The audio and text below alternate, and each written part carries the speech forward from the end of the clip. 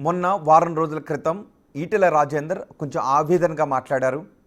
ఆయన మాట్లాడిన మాటల్లో బండి సంజయ్ని ఉద్దేశించి మాట్లాడారంటూ పెద్ద ఎత్తున చర్చ కూడా జరిగింది. కడుపులో కత్తులు పెట్టుకుని కౌగులించుకుంటున్నారు అనే మాటలు మాట్లాడారు. హుజూరాబాద్ నాది అంటూ మాట్లాడారు ఆయన మల్కాజ్గిరి ఎంపీగా ఉండి. సో ఆ తర్వాత పెద్ద ఎత్తున చర్చ జరిగింది.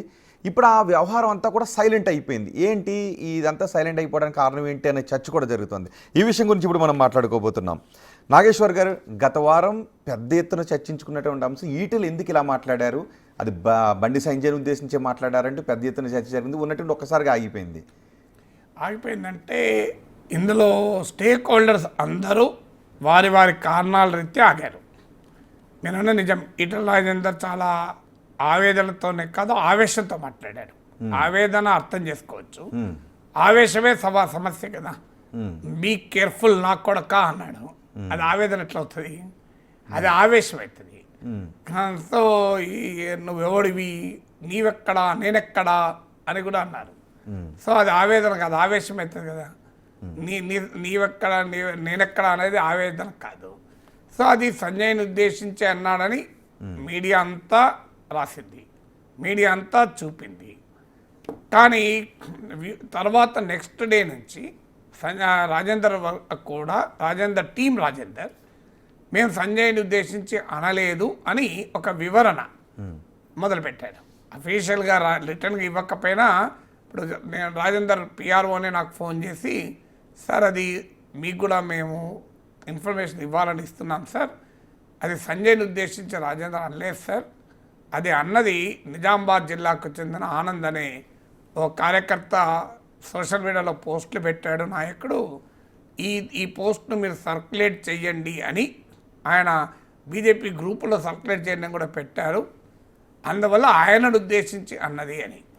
నేను అప్పుడు వివరించాను, ఆయన ఉద్దేశించి అని సంజయ్ని ఉద్దేశించి అనకపోతే నేనంటే అర్థం చేసుకోలేకపోయాను మిడిమిడి జ్ఞానంతో.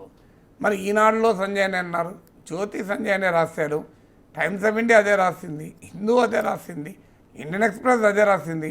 అంటే రాష్ట్రంలో ఉన్న ప్రతి పత్రిక, ప్రతి టీవీ సంజయ్ని ఉద్దేశించి అన్నారు అని అనుకున్నాక మరి నేను ఒక్కడనే అర్థం చేసుకున్నాను తప్పుగా అన్నాను. అందులో క్లియర్గా సోషల్ మీడియాలో పోస్టులు పెట్టిస్తున్న వాడెవడు, ఎవడి అండతో పెడుతున్నారు అని సంజయ్ని అనక్క ఆనందని అని ఉంటే ఆనంద్ పేరు చెప్పడానికి రాజేందర్ భయపడతాడా? సరే, కానీ క్లియర్గా అది సంజయ్ని ఉద్దేశించి. కానీ రాజేందర్ ఆ వివరణ ఎందుకు ఇస్తోంది?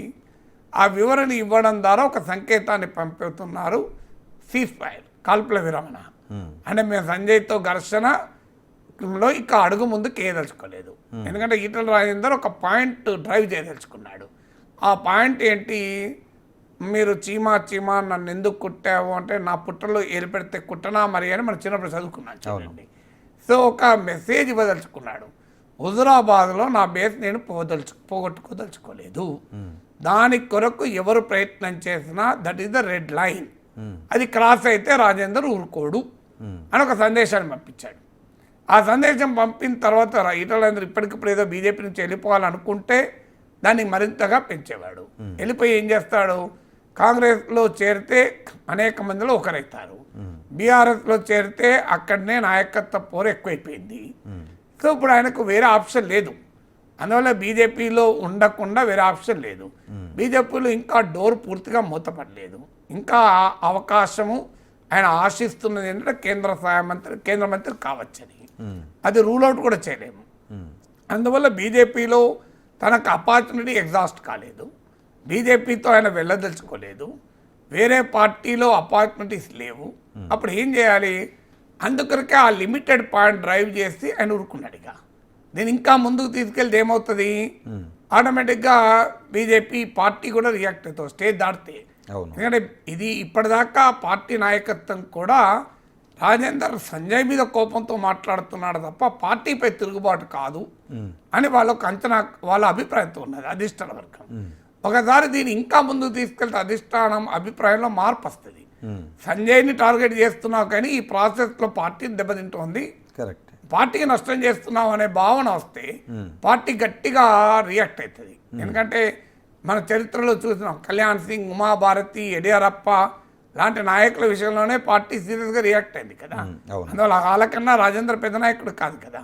సో అందువల్ల రాజేందర్ ఇక కాల్పుల విరమణ బెటర్ అనుకున్నాడు. అందువల్ల ఆయన సీజ్ ఫైర్ ప్రకటించాడు. బండి సంజయ్ కూడా ఆయన లక్ష్యం నిజంగా నెరవేరింది. వాస్తవంగా బండి సంజయ్ ఇంకా ఎక్కువ ఏమీ చేయకపోతే ఆయన లాభం. ఎందుకంటే ఆయన ఒక పెద్ద రాజకీయ విజయాన్ని సాధించాడు. బండి సంజయ్ అధ్యక్ష పదవి నుంచి రాజేందర్ విజయవంతంగా తొలగించాడు. ఇది ప్రీ 2023, పోస్ట్ 2023లో సంజయ్ విజయం. అంటే సినిమా ఇంటర్వెల్కి ముందు ఈటల రాజేందర్ విజయం సాధిస్తే ఇంటర్వెల్ తర్వాత బండి సంజయ్ విజయం సాధించాడు. అందువల్ల బీజేపీ అంతర్గత రాజకీయాల సినిమాలో ఇద్దరు హీరోలు, ఒకరు ఈటల రాజేందర్, రెండు Bandi Sanjay. Before interval Etela Rajender hero, after interval Bandi Sanjay hero.